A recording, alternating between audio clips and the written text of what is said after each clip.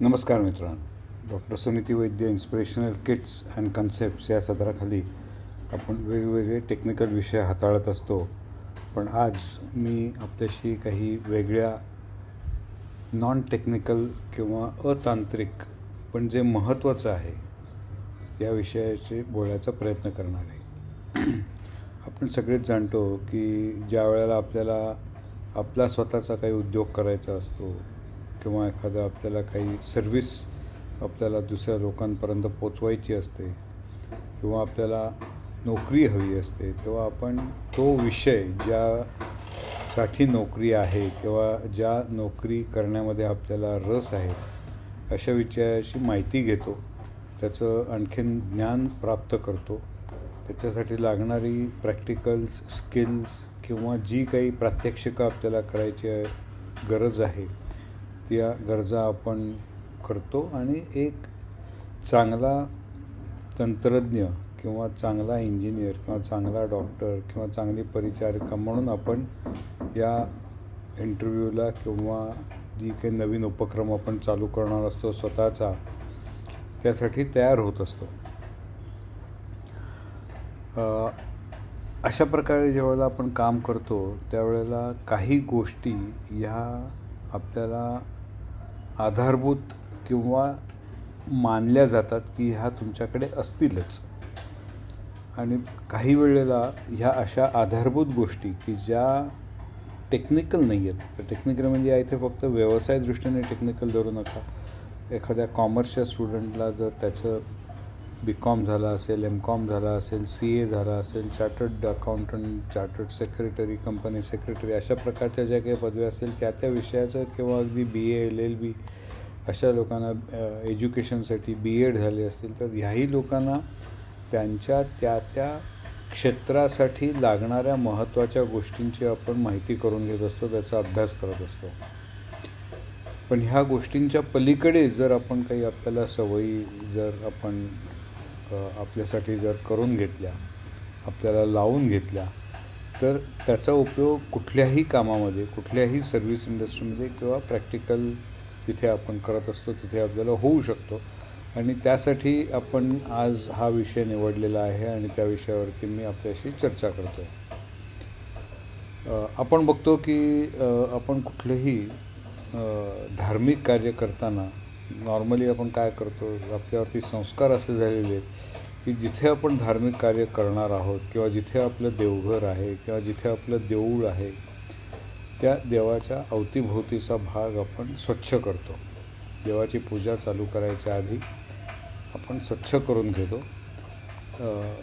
त्या पूजेला लागणारं साहित्य जे आहे ते गोळा करून घेतो. आपण एका तबकामध्ये, ताटामध्ये ते व्यवस्थित पद्धतीने मांडून घेतो की जेव्हा आपण पूजा करायला बसू, तेव्हा आपण पूजा चालू करू, त्यावेळेला कुठलीही गोष्ट आपल्या हाताच्या अंतरावरती असायला पाहिजे, हे त्यातलं एक महत्त्वाचं असतं.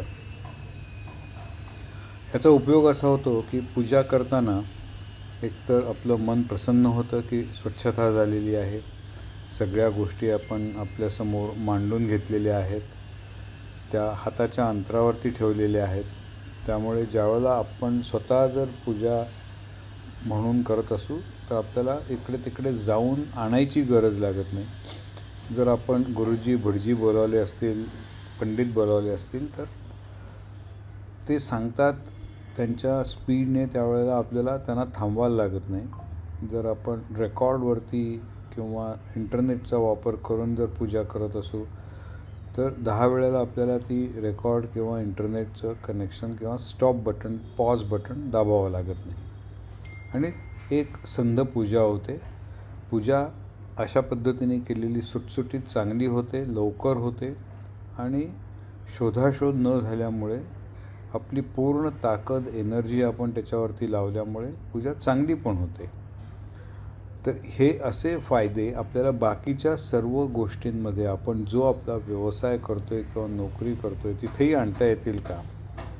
थोडक्यात सांगायचं तर आपण एखादा चांगला इलेक्ट्रिशियन, वेल्डर, फिटर किंवा एखादी शिवणकाम करणारी बाई किंवा नक्षीकाम करणारा एखादा आर्टिस्ट किंवा कोरीव काम करणारा काही मूर्ती घडवणारा मूर्तिकार, तसंच शाळेंमधले शिक्षक, हॉस्पिटलमधल्या नर्स, डॉक्टर्स, बाकीचे सगळे आपला स्टाफ, कुठल्याही तुम्ही इंडस्ट्रीमध्ये कुठल्याही याच्यामध्ये जरी आपण उदाहरण घेतलं आणि तिथे जर एक नीटनेटकेपणा जर असेल, तर अशा वेळेला फक्त वेल्डर किंवा नर्स किंवा एखादा चांगला टीचर, शिक्षक किंवा अन्य कुठलाही होणं महत्त्वाचं नाही आहे, पण त्या कंपनीला किंवा त्या व्यवसायाला आपण पूरक असं काम करतो का, की आपल्या कामाचा जो भार आहे तो सगळ्याच्या सगळा आपण घेऊ शकतो का, आपल्या कामामुळे दुसऱ्यावरती कोणावरती काही जास्त बर्डन किंवा त्याचे श्रम वाढत नाही आहेत ना.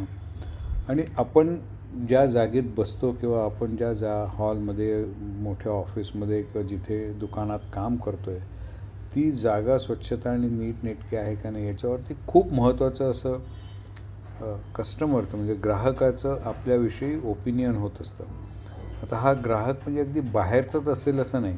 आपण जेव्हा ऑफिसमध्ये काम करतो आणि जर कुठल्या बाहेरच्या ग्राहकाशी संबंध येत नसेल तरी आपलं आउटपुट जे आहे हे ह्याचा अर्थ बाहेरच्या कुठल्याही ग्राहकाला डायरेक्टली जात नाही. त्याच्यामध्ये कोणतरी आपला बॉस असेल, आपला अधीक्षक असेल किंवा मुख्याध्यापक असेल किंवा दुसरं कोणी असेल किंवा दुसरा कोणी माझा टीम मेंबर असेल की जो माझं काम घेतो आहे आणि ते पुढे नेऊन त्याच्यातनं काहीतरी एखादी सर्व्हिस किंवा प्रॉडक्ट तयार होतो आहे.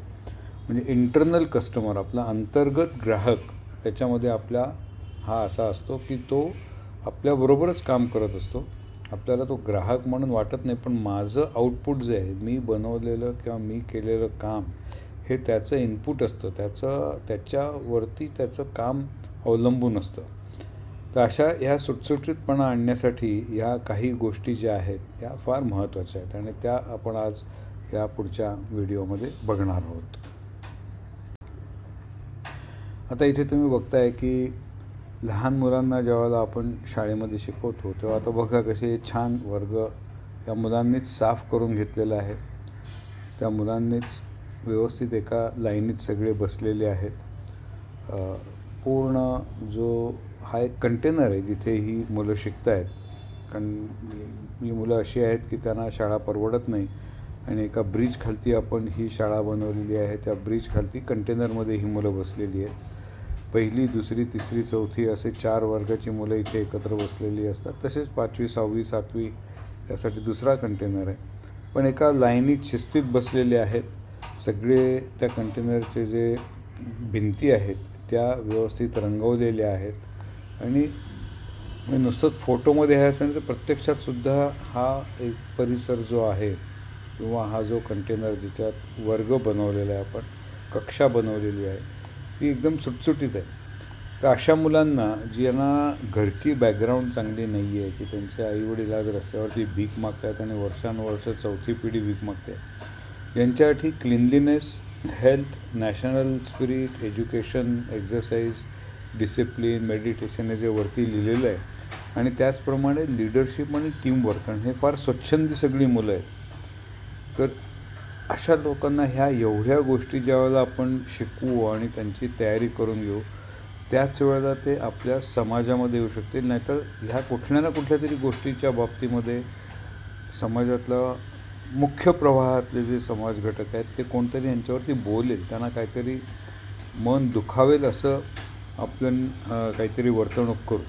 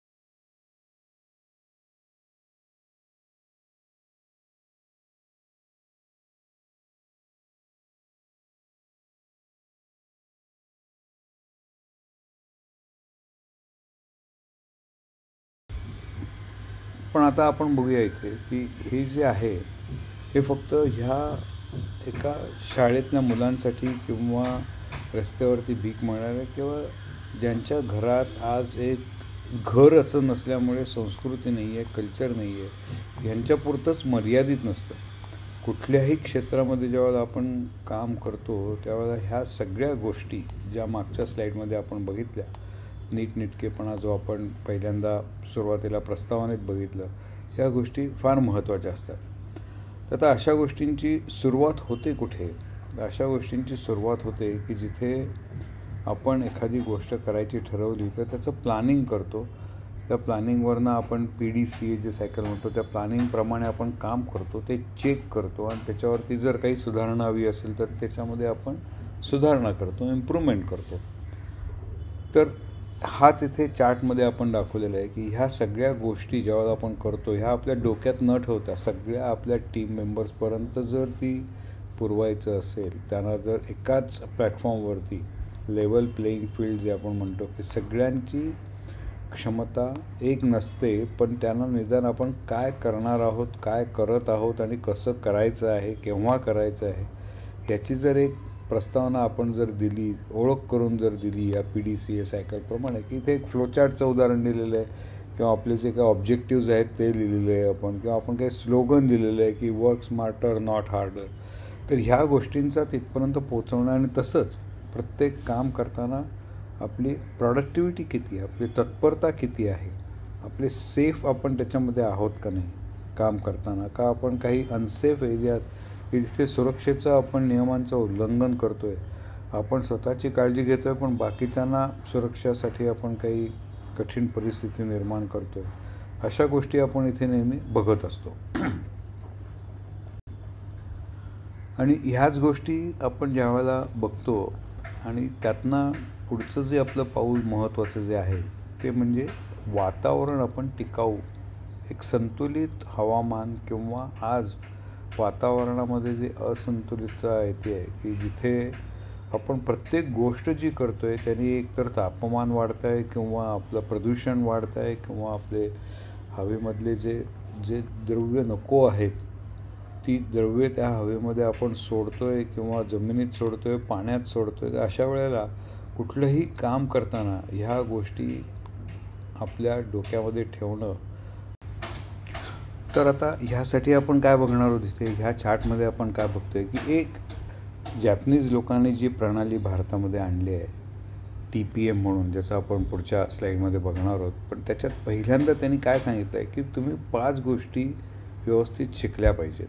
प्रत्येक गोष्टीचं वर्गीकरण तुम्हाला करता यायला पाहिजे आणि त्या गोष्टी व्यवस्थित जर आपण ठेवल्या तर आपल्याला आपलं काम सुलभ करायला सोपं पडतं. आता इथे तुम्ही बघताय ह्यामधल्या चित्रामध्ये हा जो माणूस इथे बसलेला आहे, अव्यवस्थित सगळं त्याचा जो काही एरिया आहे किंवा ज्या प्रभागात तो काम करतो आहे अशा ठिकाणी त्या माणसाला कितीही तो स्किल्ड असला, कितीही त्याच्याकडे चांगलं तंत्रज्ञान अवेलेबल असलं तरी तो त्याचं उत्पादन करू शकेल का? नाही करू शकणार. सुरक्षिततेने करू शकेल का? नाही करू शकणार. पर्यावरणावरती त्याचा परिणाम होऊ शकेल का? तर होऊ शकेल, कारण अशा कामांमध्ये करताना काही इजा होऊ शकते किंवा काही आपण एखाद्या नको त्या गोष्टी घडू शकतात. पण तेच ह्या इथे हा जेव्हा उजव्या बाजूचा माणूस आहे हा बघा किती वेल ऑर्गनाइज्ड आहे की व्यवस्थित त्याची जागा कामाची मोकळी आहे. इथे जसा सगळ्या भर पसारा आहे तसं न करता त्यांनी आपापली प्रत्येक हत्यार किंवा मशीन किंवा त्याला लागणारी कामाची जागा आहे ती त्यांनी इतक्या सुंदर प्रकारे ठेवलेली आहे. आणि तेच तुम्हाला ह्या इकडच्या डावीकडच्याही चित्रामध्ये दिसतं आहे की किती सुंदर ठेवल्यामुळे. आणि तेच इथे ऑफिसमध्ये पण आहे, म्हणजे हे फक्त फॅक्टरीमध्ये नाही आहे तर ऑफिसमध्ये सुद्धा ह्या टेबलवरती कुठे जाऊन तुम्ही कसं काम करू शकाल, पण ह्याच टेबलवरती त्याच गोष्टी आहेत पण त्या व्यवस्थित सगळ्या लावल्यामुळे आपल्याला सुविधा निर्माण होते. टेबलाची जवळजवळ अर्ध्यापेक्षा जास्त जागा मोकळी झालेली आहे आणि तिथे बसून आपण कुठल्याही प्रकारचं चांगलं काम करू शकतो. तर त्यासाठी ही वेगवेगळी 12 पावले आहेत. आपण ज्यावेळेला डिटेल डिस्कशन करतो त्यावेळेला या 12 पावलांचं किंवा 12 स्टेप्स ज्या आहेत, पण महत्त्वाच्या त्याच्यामध्ये काय आहे की प्रत्येक जी गोष्ट तुम्हाला आहे ती तुम्ही पहिल्यांदा सॉर्ट आऊट करा, की त्याचं विभाजन करा की ही कशासाठी आहे, की ही पुस्तकं आहेत, हे पेन पेन्सिल आहे किंवा हे इथे बाकीचं मला लागणारं स्टेपलर आहे, पंच आहे, अशा गोष्टी मी इथे वेगवेगळ्या केलेल्या आहेत. या इथे सगळ्या प्रकारची छोटी मोठी टूल्स आहेत, मोठी टूल्स, फिक्सर्स, जिग्स वगैरे जे आहेत इथे मागच्या बाजूला आहे. या इथे माझं मटेरियल हँडलिंग करण्यासाठी क्रेन किंवा एखादं जिप क्रेन लावलेली आहे. आणि मी चालायचं कुठनं, कुठली गोष्ट कुठे ठेवायची त्याचं मार्किंग केलेलं आहे. तर अशा गोष्टी या सगळं एकतर तुम्ही पहिल्यांदा सॉर्ट आउट करा, त्याच्यानंतर मग त्याच्यासाठी जागा निश्चित करा. ती जागा निश्चित केल्यानंतर त्यासाठी तिकडे लेबलिंग करा. ती जागा तिथेच त्याच कामासाठी वापरली जाऊन ती व्यवस्थित आयडेंटिफाय केलेली असेल. त्याच्यानंतर ज्या ज्या गोष्टी आपल्याला अनवॉन्टेड असतात किंवा ज्या स्क्रॅप करतो आपण, तर त्या स्क्रॅपसाठी एक वेगळी जागा निर्माण करून आपल्या कामाच्या ह्याच्यात ती येता कामा नयेत. कदाचित या इकडे हे जे बॉक्सेस ठेवलेले आहेत ते अनवॉन्टेड बॉक्सेस आहेत, त्याचं आत्ता आपल्याला काम नाही आहे. किंवा डस्टबिन्स आहेत, ह्यासुद्धा यांचं काम नाही आहे, पण त्या इथे आणून ठेवलेल्या आहेत. ते एवढ्या सगळं मेस करायच्याऐवजी, म्हणजे सगळे इथे घाण करायच्याऐवजी स्वच्छता केल्यानंतर आपण कसं करता येईल. आणि प्रत्येकाचं काहीतरी मोजमाप असायला पाहिजे की किती प्रत्येक गोष्ट आपल्याकडे असायला पाहिजे. आहे म्हणून आपण जास्त घेऊन ठेवायची किंवा स्वस्तात मिळत्या म्हणून जास्त घेऊन ठेवायची किंवा कोणतरी आपल्याला दिल्या म्हणून ती आपल्या मेन कामाच्या जागेमध्ये आणून ठेवायची. जर काही आपल्याला गोष्टी भेटवस्तू मिळाल्या असतील तर त्यासाठी आपण स्टोअर रूम करू शकतो, स्क्रॅप रूम करू शकतो किंवा संग्रह म्हणून त्याचं एक आपण लायब्ररीसारख्या ह्याच्यात ठेवू शकतो. पण कामाच्या बाबतीत त्या कामाला लागणारी जेवढी गोष्ट आहे तेवढीच आपल्याजवळ असायला पाहिजे. असं एक आपण जर छान उदाहरण आपल्यासमोरच घालून दिलं आणि त्याचं जर अवलंब केला, त्याचं जर आपण व्यवस्थित पालन केलं तर मला वाटतं आपलं काम करताना सुलभ होईल. मग आपण त्या क्षेत्रामधले कितीही निष्णात असलो तरी ह्या गोष्टींचा जो वापर आत्ता मी सांगितला ह्यांचा जर वापर केला तर आपलंच काम क्वालिटी, कॉस्ट आणि डिलिव्हरी हे जे 3 ग्राहक आपल्या गोष्टींवरती सतत विचार करत असतो किंवा बघत असतो, आपल्याला मॉनिटर करत असतो, आपल्यावरती लक्ष ठेवत असतो, त्या गोष्टी आपल्याला इम्प्रूव्ह करण्यामध्ये खूप उपयोग होईल. आता हे जे TPM मी तुम्हाला म्हटलं की याचे वेगवेगळे नावं आहेत. टोटल प्रोडक्टिव्ह मेंटेनन्स म्हणतात किंवा काय बाकीच्या त्याला नामकरण दिलेली आहेत. तर त्याचं आपल्याला महत्त्व नाही आहे. आपल्याला बघायचं आहे की आपण ज्या ठिकाणी काम करतो त्या कामाच्या संदर्भात आपल्याला जी काही उपकरणं अगदी मग तो स्टेपलर असू दे, कात्री असू दे किंवा एखादं मोठं मशीन असू दे, सुई असू दे, इंजेक्शन असू दे किंवा बाकी कुठलेही पेन, पेन्सिल असू दे, तर त्याचा आपल्याला माहिती आहे का. अगदी आपल्याला पूर्ण त्याची डिटेल्ड माहिती नको, पण निदान काही प्रमाणामध्ये त्याच्या कन्स्ट्रक्शनचे त्याच्या डिटेल्स आपल्याला माहिती आहेत का. की एखादं पेन आहे तर ते पेन उघडं ठेवायचं का बंद ठेवायचं, उभं ठेवायचं का आडवं ठेवायचं. जर त्याची फिरकी असेल तर ती खिशात ठेवताना, लावताना, काढताना आपल्याला जर ती फिरत असेल आणखीन त्यामुळे ती रिफिल बाहेर येऊन पेनाची खिशाला जर आपल्या शाईचा रंग लागणार असेल तर ह्या गोष्टी जर आपल्याला माहिती असतील तर त्या पद्धतीने आपण त्या पेनाची रचना समजल्यामुळे त्याचा वापर कसा करायचा हे आपण ठरवू शकतो. आणि जर त्याच्यामध्ये रिफिल बदलायची असेल तर त्याचा मेंटेनन्स कसा करायचा. म्हणजे मी ज्या गोष्टी वापरतो त्या गोष्टींचा मिनिमम मेंटेनन्स, त्याची मिनिमम काळजी मी घेऊ शकतो का, हे एक महत्त्वाचं असतं. प्लांट मेंटेनन्स काही काही वेळेला असं असतं की आपण घरामध्ये काही सायकल असते किंवा आपल्या स्टेपलरचं अगदी असतं की पिना संपल्या तर त्या बदलायच्या असतात किंवा काही ठराविक आपलं मिक्सर ग्राइंडर आहे तर त्याचं इलेक्ट्रिकल कनेक्शन्स आहेत, त्याची पिन लूज झाली आहे का, लूज झाली असेल तर ती कशी बदलायची, वायरची काळजी काय घ्यायची. गॅस कनेक्शन असतो घरामध्ये तर त्याची ट्यूब ही साधारण 2 ते 3 वर्षानंतर इन्स्पेक्ट करायची. जर चांगली असेल, मऊ असेल तर ती वापरायची, पण जर कडक झालेली वाटली तर ती वापरायची नाही आणि 5 वर्षानंतर कुठल्याही परिस्थितीमधली बदलून नवीन लावायची. असे प्लांट मेंटेनन्स आपण त्याचं काही करू शकतो का, किंवा त्याची क्वालिटी कशी आहे आणि त्या क्वालिटीमुळे पुढच्या त्याच्या उपकरणांना जिथे जिथे आपण करणार आहोत त्याच्यावरती काही मदत करू शकतं का. असे वेगवेगळे इफेक्ट्स किंवा वेगवेगळे आपल्याला गोष्टींची आपल्याला माहिती करून घ्यायची असते. आणि त्याच वेळेला एक आपण परिपूर्णपणे प्रतिबंधात्मक किंवा उत्पादनक्षम यंत्रसामुग्रीची देखभाल आणि व्यवस्थापन हे चांगल्या पद्धतीने आपण करू शकतो. आता दुसरी गोष्ट अशी असते की ओव्हर प्रोडक्शन म्हणजे एखादी गोष्ट जास्त बनवायची. आपल्याला काही स्टिकर्स हवे आहेत किंवा काही लेबल्स हवी आहेत म्हणून आपण ती लेबल्स आणतो किंवा कागदाचे छोटे छोटे बारीक पीसेस कट करतो आणि ते आपल्या महत्त्वाच्या कागदांना स्टेपल करतो किंवा चिकटवतो. पण तो कागद सगळा संपवलाच पाहिजे असं नाही आहे, कारण जर एकदा तुकडे केले तर ते एवढे तुकडे आपण ठेवणार आहोत का व्यवस्थित? जर नाही ठेवले तर ते पुन्हा फुकट जातील. आणि तसंच फॅक्टरीमध्ये पण आहे, हॉस्पिटलमध्ये पण आहे, प्रत्येक ठिकाणी हेच आहे की पाहिजे तेवढं करा, पाहिजे तेवढ्या वेळेत करा, पण त्यापेक्षा जास्त करू नका. वेटिंग, आपल्याला वेळ लागतो आहे का, की शोधाशोध करावी लागते का एखाद्या गोष्टीसाठी, किंवा एखाद्या यंत्रामध्ये काही खराबी आहे का आणि त्याच्यामुळे ते यंत्र आत्ता आपल्याला हवं आहे पण ते नाही आहे आणि त्याच्यामुळे आपण काम करू शकत नाही आहोत. तर अशा वेळेला आपल्याला आपण जर ते प्रिव्हेंटिव्ह मेंटेनन्स आधीच्या स्लाईडमध्ये बघितलं तर ते करणं महत्त्वाचं आहे. मटेरियल आपल्याला एका ठिकाणून दुसऱ्या ठिकाणी हलवायचं असतं, की सगळ्या गोष्टी एका ठिकाणी नसतात. ऑपरेशन थिएटरमध्ये जाऊनच पेशंटचं ऑपरेशन करता येतं, ते कुठल्या रूममध्ये किंवा ICU इंटेन्सिव्ह केअर युनिटमध्ये करता येत नाही, त्याला ऑपरेशन थिएटरमध्येच न्यावं लागतं. त्याच्यानंतर तो ICUमध्ये असतो की जिथे सगळी यंत्र असतात, की त्याच्यावरती मॉनिटरिंग होत असतं, अटेन्शन असतात तिथे सगळ्या लोकांचे, डॉक्टर असतो, नर्स असते.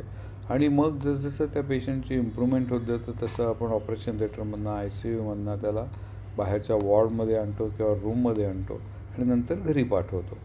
तर असं करताना प्रत्येक वेळेला ऑपरेशन थिएटरमधनं बाहेर आणताना आपण त्याला चालत ये म्हणणं शक्य नसतं, म्हणून त्याला ट्रान्सपोर्ट करण्यासाठी आपल्याला स्ट्रेचरवरनं किंवा आपल्या जी कॉट्स ज्या असतात, ज्या व्हील लावलेल्या, त्या पलंगांवरनं, व्हीलवाल्या पलंगांवरनं आपण घेऊन जात असतो. असं प्रत्येक गोष्टीचं ट्रान्सपोर्ट करण्यासाठी आणि ती पॅक कशी करायची याचं पण नसतं, की पेशंटला आपण कसं त्या ह्याच्यावरती ठेवायचं आहे. मग त्याला चादर घालायची का पांघरून घालायचं आहे का, आणखीन त्याला उशी द्यायची आहे का नाही द्यायची आहे, हात किंवा पाय वरती ठेवायचा आहे का, तर त्या पद्धतीने आपण ट्रान्सपोर्ट करतो. तसंच इंडस्ट्रीमध्ये, तसंच कुठल्याही सर्व्हिस सेक्टरला पॅकिंग कसं करायचं आणि ट्रान्सपोर्ट कसं करायचं हा एक फार मोठा विषय आपल्याला माहिती असणं गरजेचं आहे. अगदी ऑफिसमध्ये कागद, फाईल्स किंवा कुठलीही बाकीची महत्त्वाची गोष्टी एका ठिकाणून दुसऱ्या ठिकाणी नेताना आपण अगदी चहा कॉफी सर्व करत असतो तर ते ट्रेमध्ये का घेऊन जातो, हातातनं चहा कॉफी का घेऊन जात नाही आपण. तर ते ट्रान्सपोर्ट कसं करायचं ह्या गोष्टी फार महत्त्वाच्या असतात. Over processing, taking unneeded steps to process parts, की जसं ओव्हर प्रोडक्शन आहे तसंच ओव्हर प्रोसेसिंग. एखाद्या ठिकाणी माझ्या बॅलन्स केलेल्या ॲक्टिव्हिटीप्रमाणे 8 तासाच्या ऐवजी 4 तासाचंच माझं काम होतं आहे, माझ्याकडे उरलेला वेळ 4 तास मी फुकट जाणार आहे आणि म्हणून मी त्या 4 तासातही ते प्रोडक्शन करून ठेवणार आहे, प्रोसेसिंग करून ठेवणार आहे. तर अशा गोष्टी बरोबर नसतात त्या, कारण पुढच्या ह्याच्याशी तुम्हाला ते मॅच करायचं असतं.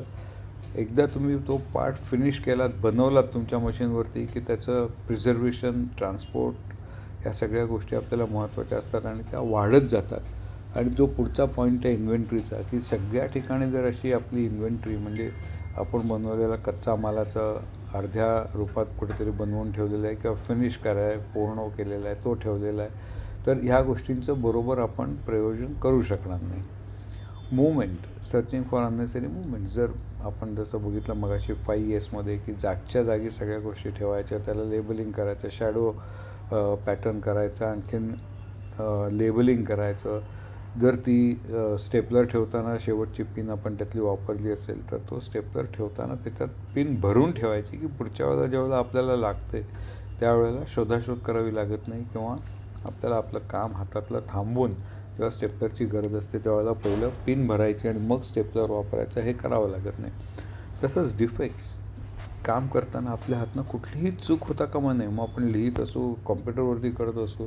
आज कॉम्प्युटरवरती लिहिण्यापेक्षा खूप सोय झालेली आहे. एक डिलीट बटन दाबलं की डिलीट होऊन जातं तुमचं, किंवा तुमचं अख्खच्या अख्खं एखादा पॅराग्राफ किंवा काही तुमचा जर चुकीचा झाला असेल तर तो आपण बदलता येतो, त्याच्यामध्ये कट पेस्ट करता येतं. पण ह्या गोष्टी का आपण एकदाच विचार करून एकदाच टाईप करायला लागल्यानंतर किंवा व्हर्बली आता मी बोलतो आहे तसं कमांड देऊन व्हॉइस टू टाईप असं जे एक सॉफ्टवेअर असतं, तर त्याला एकदाच देऊन आपण करू शकू का? आणि जे आत्ता मी इथे सांगतो आहे ह्याच गोष्टी सगळ्याच्या सगळ्या ठिकाणी की डिफेक्ट म्हणजे तुम्ही कुठलं तरी तुमचं नुकसान करताय, तुमच्या वेळेचं नुकसान करताय किंवा तुमच्या क्वालिटीचं नुकसान करताय, कारण रिवर्क तुम्ही करणार आहात तिथे, किंवा तुमची कॉस्ट वाढणार आहे, तुमचं प्रोडक्शनची कॉस्ट वाढते.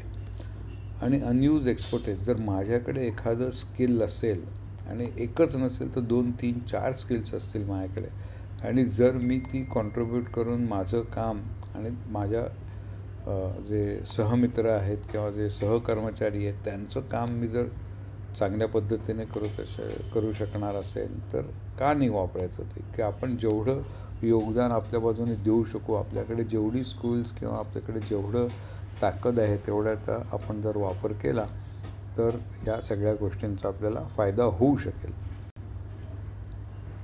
आता सगळ्यात महत्त्वाचं शेवटचं आपण बघितलं की पर्यावरण आणखीन सेफ्टी. तर 10 ह्या ज्या मेन रूल्स आपण इथे बघतो आहे सेफ्टीचे, हे आपल्याला सांभाळून ठेवणं किंवा सतत वापरणं.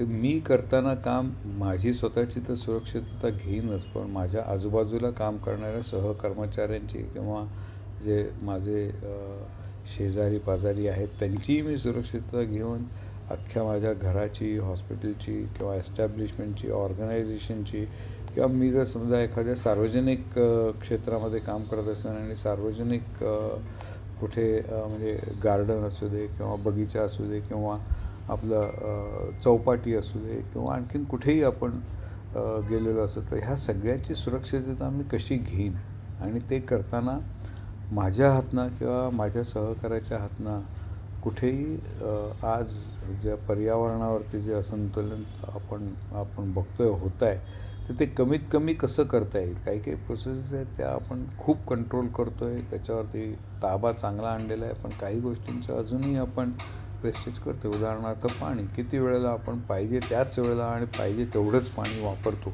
विजेच्या बाबतीत कदाचित आता आपण थोडे जागरूक झालेलो आहेत, कारण विजेला मीटर असतो आणि त्या मीटरच्यामुळे आपल्याला त्याची युनिट्स भरायला लागतात. पाण्याची पाणीपट्टी ही अजून मीटरवरती नाही झालेली, की तुम्ही कितीही वापरा, तुम्हाला तुमच्या घराच्या साईजप्रमाणे किंवा तुम्ही कुठे राहता त्याप्रमाणे ती पाणीपट्टी, भाडेपट्टी येते. आणि त्यामुळे जेव्हा अनअकाउंटेबिलिटी असते, जेव्हा तुम्ही मोजमाप करत नाही, त्यावेळेला मला वाटतं आपल्या हातनं ह्या अशा चुका नकळत घडत असतात, आणि त्या वाचवण्यासाठी आपण कसं त्याच्यावरती इम्प्रूव्हमेंट करायचं आहे या गोष्टी आपल्याला बघायची गरज आहे. सुरक्षितता आणि एन्व्हायरमेंट ह्या फार महत्त्वाच्या गोष्टी आहेत.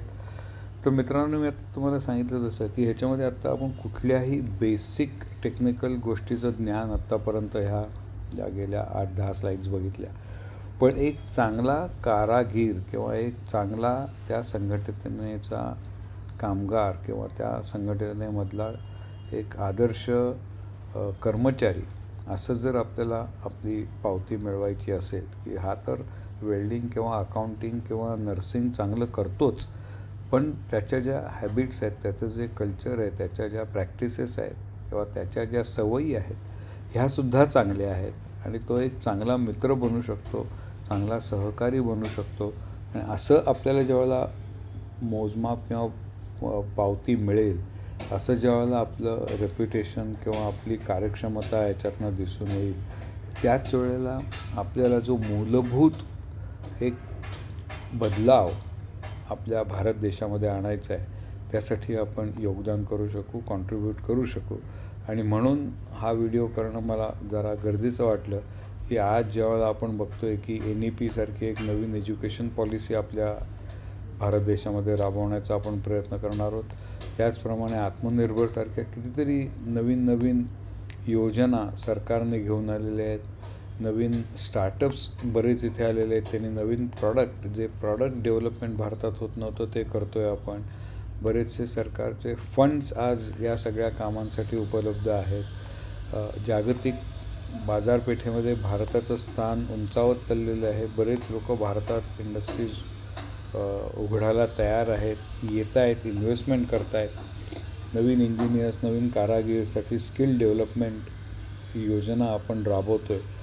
पण त्या ह्याच्यामध्ये ह्या बाकीच्या ज्या गोष्टी आहेत की ज्याच्यासाठी वेस्टर्न आणि चायनीज कंट्रीज ने खूप मोठा प्रभाव आता जपान, कोरिया, चायना या एशियन कंट्रीज पण त्याच वेस्टर्न कंट्रीजशी चांगल्या पद्धतीने कॉम्पीट करत आहेत, कारण त्यांनी हे जे बारीक बारीक जे धागेदोरे एकमेकांना विणून ठेवतात, एकत्र आणतात, त्याचं चांगलं संगोपन केलं, त्याच्यावरती चांगला विचार केला, त्याच्यावरती चांगल्या त्यांच्या सिस्टीम्स बनवल्या आणि त्यामुळे आज ते जगातल्या कुठल्याही बलाढ्य देशाशी, अमेरिका असू दे, युरोपमधले देश असू दे, ब्रिटन असू दे, त्यांच्याशी ते फाईट द्यायला तयार होत आहेत.